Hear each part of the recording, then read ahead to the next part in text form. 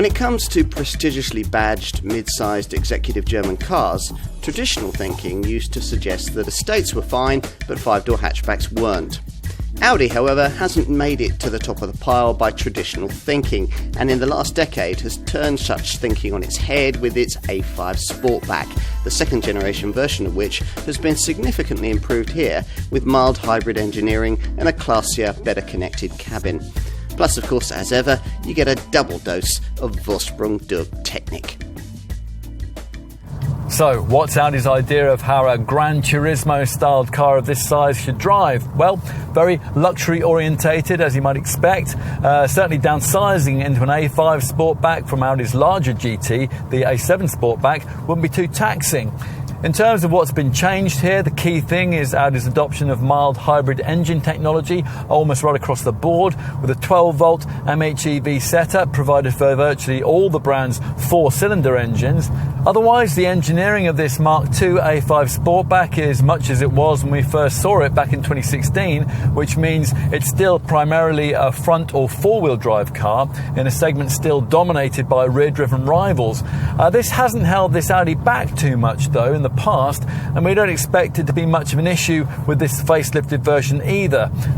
Potential customers for this car tend to prioritise comfort and refinement rather than on-the-limit handling, and this A5 continues to deliver impressively in both those areas. The only real caveat here lies with the firmer sport suspension that you have to have with the S-Line trim level that most customers choose. Try before you buy is our advice.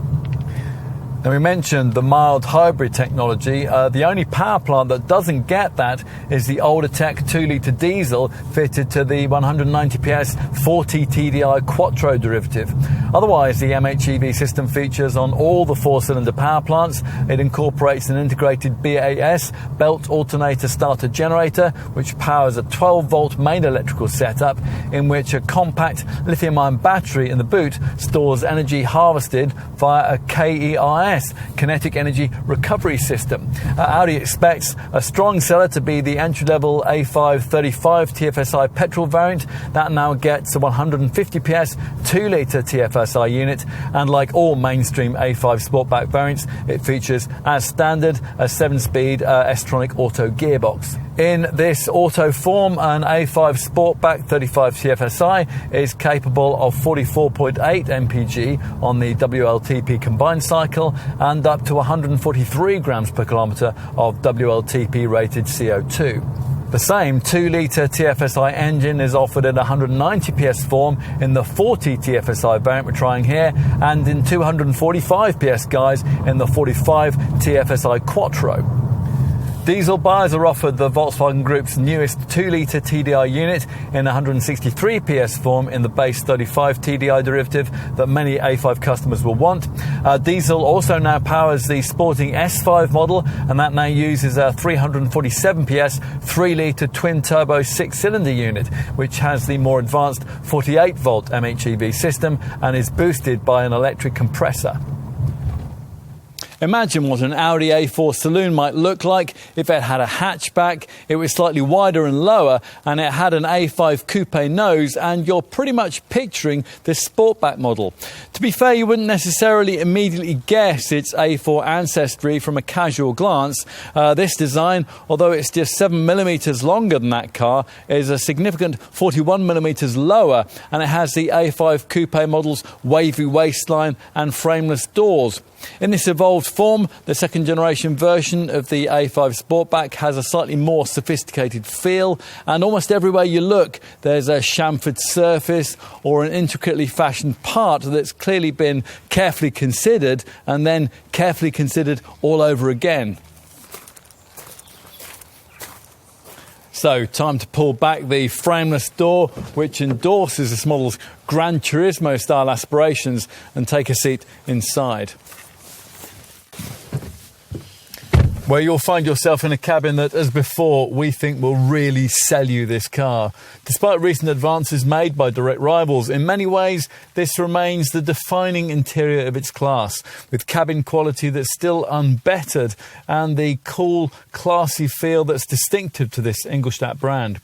Now, the key change here is the addition of this now much larger 10.1-inch central infotainment screen with its more sophisticated graphics, its acoustic touch functionality and its natural language voice control. Now, unfortunately, you don't now get the useful rotary controller that operated the previous MMI system, but navigation is now standard, as are a wider range of cutting-edge Audi Connect media features. Plus, unlike direct rivals, Audi won't make you pay extra for Apple CarPlay and Android Auto smartphone mirroring.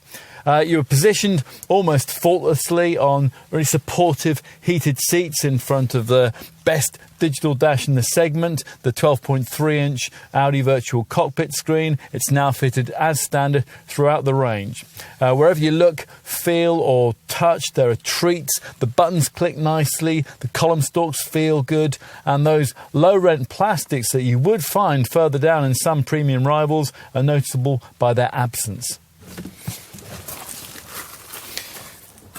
Time to take a seat in the rear. The expected signs that the room on offer back here will be slightly compromised compared to a boxier Audi A4 start with the need to duck slightly to avoid the swept back coupe roofline.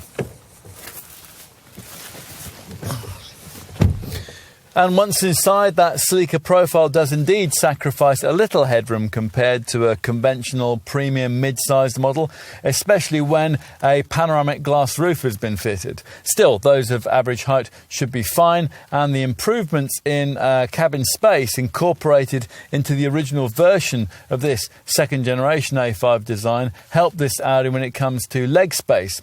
One tall adult can certainly sit behind another in reasonable comfort, although there's not quite as much room to stretch out as there is in a rival BMW 4 Series Grand Coupe. Finally, let's take a look in the boot. You access it via a standard powered tailgate, which can be optionally specified to rise with a swipe of your foot beneath the bumper. And that's very useful if you're approaching the car laden down with bags. Once the hatch raises, a class competitive 480-litre capacity is revealed. Audi offers a 40-20-40 split fold arrangement for the rear seat back as a standard feature on the A5 models, and that means that you can push through long items like skis without disturbing rear-seated occupants. In summary, this is exactly what Ingolstadt promised, an intelligent evolution of a car that stacks up on paper and can credibly manage to seat up to 5 people. It's all enough to make this A5 Sportback a hard option to ignore if you fit its target market. For a relatively small premium over an A4, it delivers for you a more stylish, yet still pretty practical package. One thing's certain, here's another very desirable Audi.